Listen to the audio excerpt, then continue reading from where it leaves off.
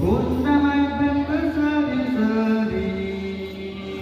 Allahumma salli wa sallim ala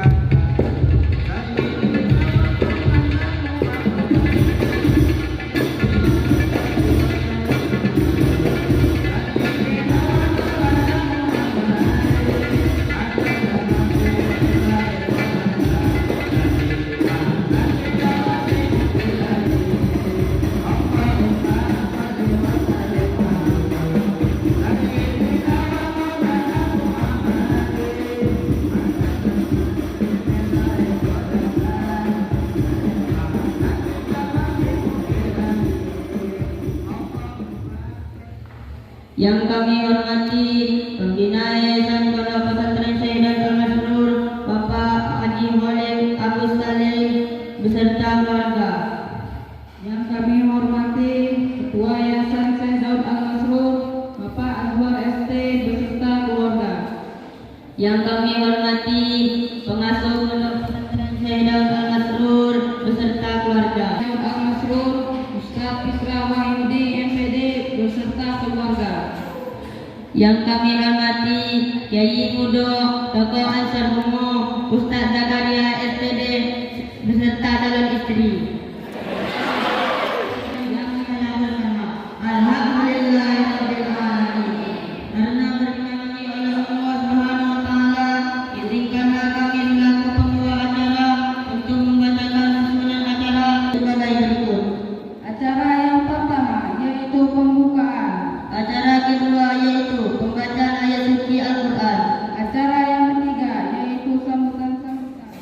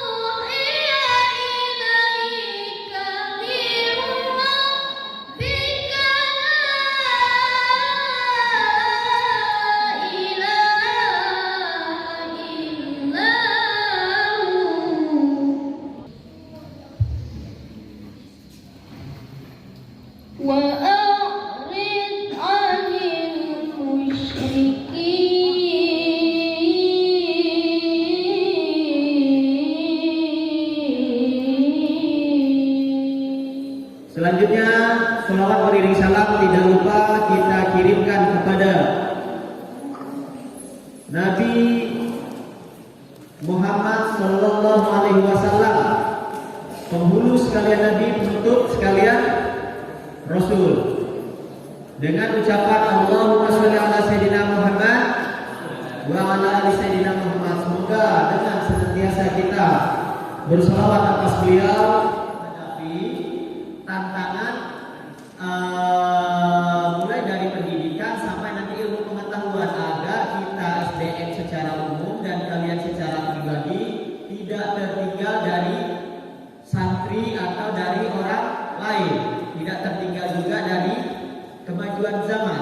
Paham ya? Paham? Nah, itu mungkin untuk yang santri-santrinya kalian sudah harus harus lebih semangat lagi. Yang mungkin punya seni, punya jiwa seni, kalian silakan perdalam, silakan tanya, silakan lebih fokus lagi ke bagian seninya. Begitupun nanti yang dengan ilmu praktek.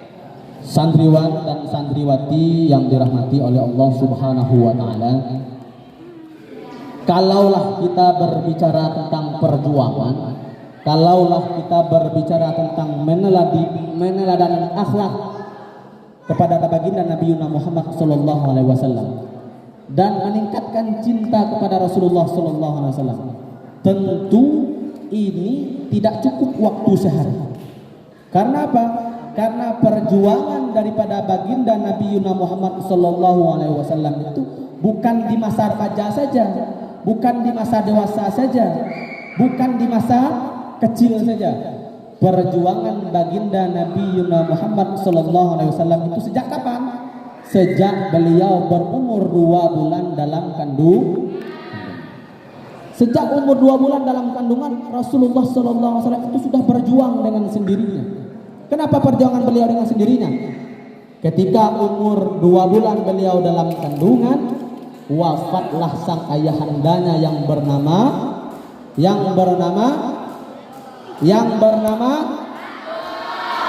Abdullah. Kebayang tak dengan kalian? Mungkin ada sebagian kalian yang sudah tidak ada ayahanda. Cuman kebayang nggak yang masih punya ayah? Yang masih punya ayah. Ketika kita dilahirkan di permukaan bumi, lahir dari rahim ibu kita, melihat permukaan ini, lantas orang tua kita sudah tidak ada.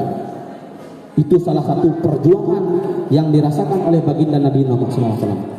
Ketika beliau lahir, tidak ada yang mengazankan di telinga kanannya dan tidak ada yang mengiqamahkan di telinga kirinya, sebagai bentuk wujud rasa sayang ayahandanya kepada anaknya. Sejak umur 2 bulan dalam kandungan, Nabi Muhammad telah meninggal. Ayah Nabi Muhammad telah meninggal dunia. Nah, berbicara tentang perjuangan kita. Kemarin saya mengajar di kelas 1 putri, berbicara tentang perjuangan. Di kelas 2 putri juga ya. Di kelas 2 putri juga, 1 putra dan 2 putra juga ada. Berbicara tentang perjuangan. Ini kan kita berbicara tentang meneladani cinta kepada Rasulullah SAW. Rasul itu dalam hidupnya penuh dengan perjuangan. Dalam menegakkan kalimat La ilaha illallah Muhammadur Rasulullah penuh dengan tangisan darah. Penuh dengan tangisan darah. Kenapa penuh dengan tangisan darah? Berapa nyawa korban sahabat, berapa korban sahabat yang menjadi korban ketika menegakkan kalimat tauhid La ilaha illallah. Berapa kali Nabi harus kehilangan para sahabatnya, para kaum kerabatnya ketika memperjuangkan kalimat Allah Subhanahu wa taala ini. Maka kalau dibandingkan dengan perjuangan kita selaku santri, ya tidak ada sebandingnya. Apa perjuangan kalian yang kalian rasakan sekarang ini? Cuman jauh dari orang tua. Perjuangan Ustadz Fitra, Ustadz Khairun. Nantilah dulu kita berbicara tentang perjuangan Nabi. Perjuangan Ustadz Khairun sajalah. Perjuangan Ustadz Fitra sajalah. Ustadz Fitra itu selama 3 tahun sekolah di Jawa itu tidak pernah pulang. Tidak pernah bertemu orang tuanya. Dan berpisah di antara pulau-pulau. Pulau Sumatera dan Pulau Jawa. Ayah dan ibunya di Pulau Sumatera, tepatnya di dusun Sungai Arang. Ayah Ustadz Fitrahnya berada di Pulau Jawa. Sekolah sendiri, badan masih mungil, masih kecil, dekil dah, dekil dah, dekil dah, kecil, mungil, dekil dah, dah dekil, nggak dekil. Perjuangan lagi, ceritakan perjuangan. Kawan-kawan kita yang tamat tahun kemarin, anak kelas 3 tahun kemarin, ada 7 orang. Denny Danuarta, Ahmad Bukhari, Naisha Berliani, Ahmad Zainuddin, Ahmad Bukhari, siapa lagi? Diki Deli Icawa, siapa lagi? Muhammad Salman Al-Farisi, siapa lagi? Habibi Muzaki Al-Mubarak, siapa lagi? Dwi Sugiantoro. Mereka menuntut ilmu ketika tamat dari Syekh Daud Masrur ini ke Pulau Jawa sana. Pulau Jawa. Tidak diantarkan sama orang tuanya, tidak diantarkan sanak emilina. Sanak emili dan keluarga cuma mengantar batas bundaran itu, bundaran HI. Bundaran milik Kabupaten Bungo itu. Cuma sebatas itu. Yang mengantarkan cuma saya, Bang Azwar Subhairul. Selebihnya tidak ada. Tapi perjuangan luar biasa kemarin. Subhanul yauma rijalul awal. Pemuda hari ini adalah pemimpin di masa yang akan datang. Sallu ala Nabi Muhammad. Kita berhikayah cuma sebatas baginda Nabi diangkat menjadi Rasul saja. Batas itu saja ya, perjuangan Nabi. Kemudian Nabi Muhammad SAW ketika beliau lahir dari rahim tanpa seorang ayah karena ayahnya meninggal. Dan perjuangan Nabi tiada henti di situ saja. Perjuangan Nabi tidak henti di situ saja. Nabi ketika umur 6 tahun sang ibunda tercinta meninggalkan Nabi. Coba bayangkan, umur 6 tahun tanpa seorang ayah, tanpa seorang ibu, menjadi anak yatim piatu. Umur 6 tahun. Nabi ketika mendengarkan itu Nabi langsung syok, pingsan beberapa jam dalam hikayah yang dihikayahkan itu. Nabi itu pingsan karena mengetahui ibundanya itu meninggal di usia 6 tahun. Setelah ayahnya meninggal, ibundanya meninggal, dan beliau dibesarkan tanpa kasih sayang orang tua. Lalu beliau diasuh oleh kakeknya. Siapa nama kakeknya? Siapa nama kakek baginda Nabi? Abdul Muthalib. Beliau diasuh oleh kakeknya. Cuman berapa butuh lama? Nabi itu diasuh oleh kakeknya. Dalam kitab Khulasah Ulul Yakin sudah menjelaskan itu. Berapa lama baginda Nabi diasuh oleh kakeknya itu? Berapa lama? Selama dua tahun. Dan Nabi itu dibesarkan dan disusui itu bukan dengan ibundanya, tapi Nabi disusui dan dibesarkan oleh siapa? Yang pertama siapa menyusui Nabi? Yang pertama siapa? Suwaibatul Islami. Kemudian baru disusui dan dibesarkan lagi oleh Halimatus Sa'di. Coba, tidak disusui oleh ibu kandung, tidak merasakan kecintaan dan cinta kasih sayang daripada sang ibunda, tidak merasakan belayan kasih sayang daripada sang ayahanda. Baginda Nabi dibesarkan dengan penuh perjuangan. Shallallahu alaihi Nabi Muhammad. Sehingga dengan hal seperti itu, ketika Nabi ditinggalkan oleh sang kakeknya yang bernama Abdul Muthalib, lalu beliau diasuh oleh pamannya yang bernama Abu Thalib. Beliau diasuh oleh pamannya yang bernama Abu Thalib. Yang mana Abu Thalib ini sebelum mengasuh baginda Nabi ini, beliau keadaannya morat-marit, kehidupannya miskin, fakir dan miskin, dan tergolong kaum fakir dan miskin. Namun dengan mukjizat Allah Subhanahu wa taala yang luar biasa, sehingga Nabi dapat dibesarkan oleh pamannya Abu Muthalib itu dengan perjuangan yang luar biasa. Kemudian kita juga bisa meneladani, mencintai baginda Nabi itu dengan semangat perjuangan. Contoh semangat perjuangan Nabi itu. Nabi itu di usia 6 tahun, Nabi itu sudah berjuang sendiri. Kalau di daerah Sumatera ini motong, apalagi manen sawit. Kalau di daerah Arab sana, mereka itu beternak, mengembalakan kambing. Nabi yang kecil, Nabi yang masih anak-anak, tapi orang sangat cinta terhadap. Kemudian baginda Nabi lagi ketika beliau berumur 40 tahun, beliau diberikan wahyu oleh Allah Subhanahu wa taala merupakan perjuangan lagi, yaitu perjuangan menjadi baginda Nabi Muhammad sallallahu alaihi wasallam, menjadi seorang rasul, seorang utusan bagi Allah untuk menerangi seluruh alam. Lalu ketika Nabi itu berumur 40 tahun, Nabi mendapatkan sebuah mimpi. Mimpi itu menjadi nyata, dan mimpi itu adalah mimpi kenyataan. Melalui malaikat Jibril, Allah menyampaikan apa? Menyampaikan wahyu yang diturunkan surah Al-Alaq. Surah Alaq itu dari ayat 1 sampai ayat 5 yang berbunyi a'udzubillahi minasyaitonirrajim, bismillahirrahmanirrahim. Iqra bismi rabbikal ladzi khalaq, khalaqal insana min 'alaq.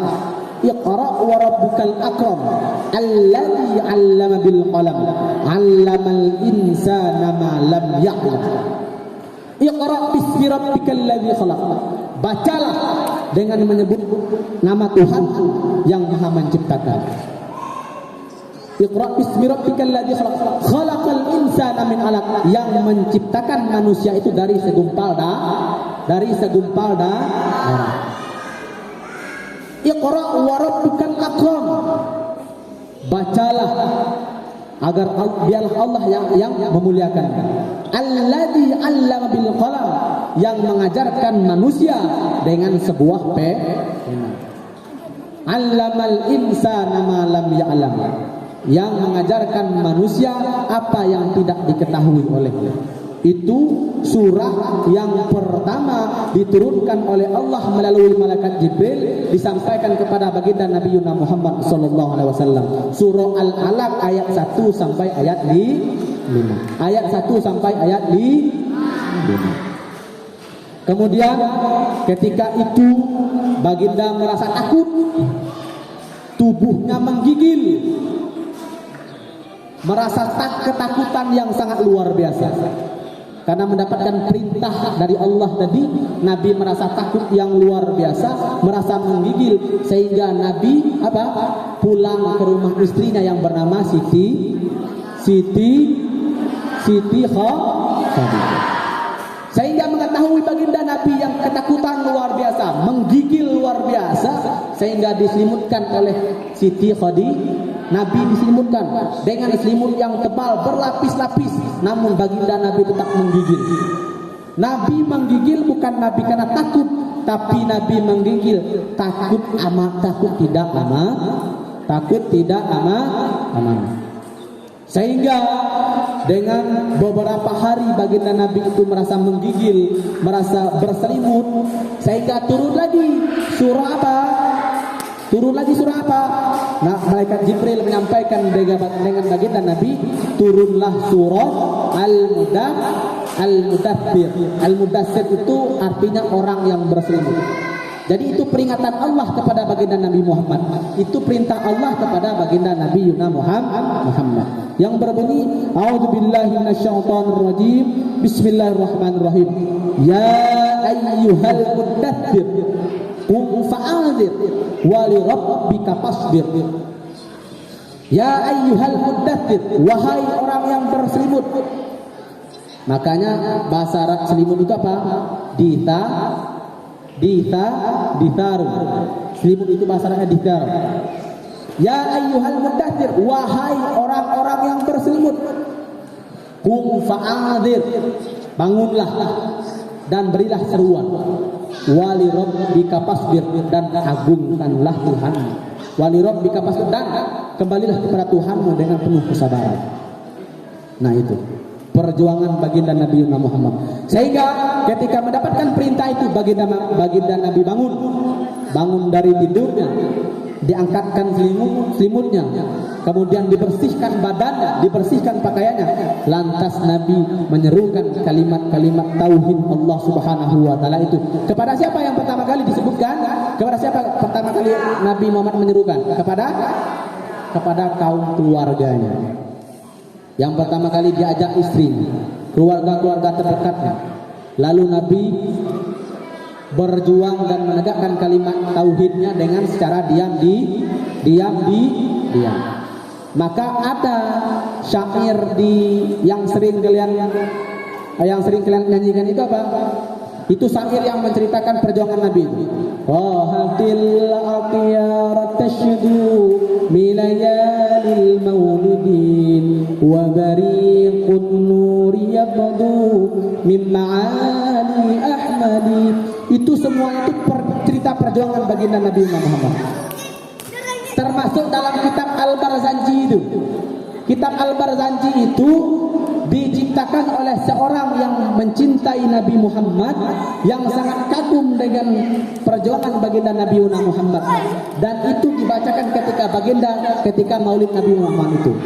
Nama pengarangnya itu yaitu Syekh Ja'far bin Hasan bin Abdul Karim bin Muhammad Al-Barzanji. Nah, tuh. Makanya kalau kalian pahami secara seksama, kalau kalian pahami secara mendetail, kalau kalian pahami satu persatu kalimat-kalimat, kata per kata daripada Al-Barzanji itu menceritakan kisah baginda Nabi Muhammad sallallahu alaihi wasallam. Jadi Barzanji itu bukan hanya dibaca saja, tapi dipahami, dipelajari dan dipahami. Sallu ala Nabi Muhammad. Nampaknya sudah hampir 5 jam saya beri di sini. Jadi hikmah apa yang dapat kita petik, hikmah apa yang dapat kita pelajari, hikmah apa yang dapat kita simpulkan daripada perjuangan baginda Nabi Muhammad itu. Perjuangan, teladan, kisah yang dapat kita simpulkan daripada perjuangan baginda Nabi Muhammad ini apa? Adalah perjuangan yang pertama apa? Akhlak yang mulia. Jadi Nabi Muhammad ini mempunyai akhlak yang sangat mulia. Pernah dalam satu hikayah itu menceritakan bahwasanya Nabi Muhammad ini orang yang paling dibenci oleh kaum Quraisy. Ada satu kaum, ada seseorang yang sangat benci terhadap baginda Nabi ini. Jadi ketika baginda Nabi itu sholat melewati rumahnya, pengen sholat subuh itu selalu diludahi, selalu jahat kepada Nabi. Dan bahkan Nabi itu pernah dilempar dengan kotoran onta, diselimutkan dengan kulit-kulit onta. Saking benci dan tidak sukanya mereka terhadap baginda Nabi. Tapi pada suatu hari Nabi merasa heran, kenapa orang yang selalu meludahiku ini tidak pernah meludah dalam beberapa hari ini. Singkat cerita, Nabi bertanya dengan tetangganya, wahai fulan, kenapa orang yang selalu meludahi aku ini tidak pernah lagi meludah aku pada hari ini, dalam beberapa hari ini. Lantas si tetangga bercerita kepada Nabi bahwasanya yang selalu meludah Nabi itu sedang jatuh sakit. Apa yang dilakukan Nabi? Bukan Nabi balas dendam, bukan Nabi mencaci maki mereka, tidak.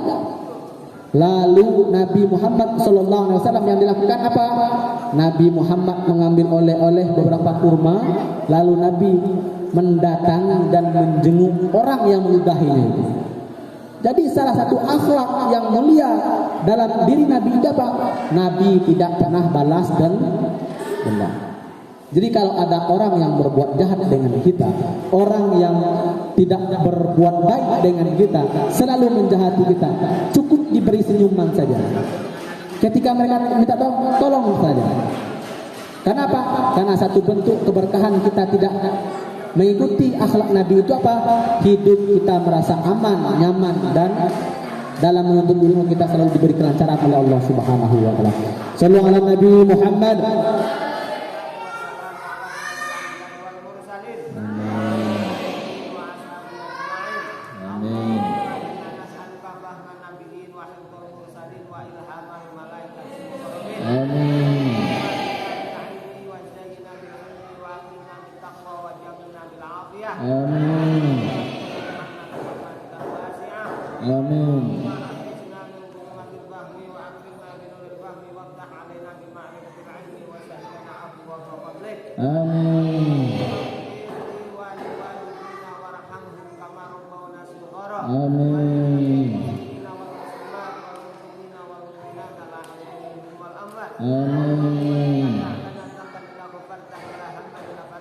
Amin.